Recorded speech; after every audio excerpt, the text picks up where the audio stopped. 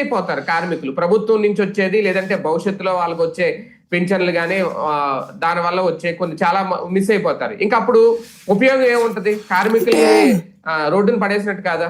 మీరు ఇక్కడ ఒక పాయింట్ క్లియర్ గా అర్థం చేసుకోవాల్సింది ఏంటంటే, ప్రభుత్వాల ఆలోచన ధోరణి గత 20 ఏళ్లలో బాగా మారిపోయింది.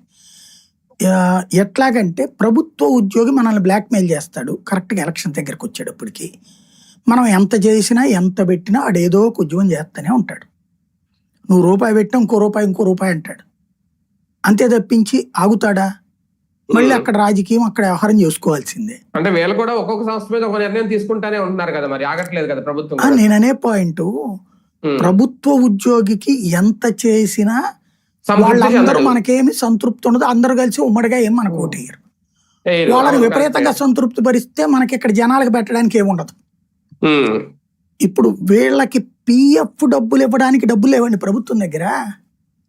ఎందుకు ఏళ్ళు ఎక్స్పాండ్ చేస్తున్నారు? 58 ఏళ్ళు, 60 నుంచి 62. వాళ్ళ మీద ప్రేమ అనుకుంటున్నారు. ప్రేమ కాదు, పాడు కాదు. రిటైర్మెంట్ అయినప్పుడు 50 లక్షల నుంచి 1.5 2 కోట్ల దాకా ఇవ్వాల్సి వస్తుంది ఒక ఉద్యోగి. ఆ డబ్బులు ఇస్తే వీళ్ళ లెక్క ఎట్లా ఉంది? మన సేటు గారి లెక్కలాగా ఉంది. 2 కోట్ల రూపాయలు ఆ ఉద్యోగికి ఇస్తే అతను ఏమన్నా నాకు ఓటేస్తాడా? ఈ 2 కోట్లు ఇట్లాగా 100 మంది ఎంప్లాయీస్, 100, 200 కోట్లు, దాన్ని ఏ సంక్షేమ పథకానికి ఇస్తే వాళ్ళు కదా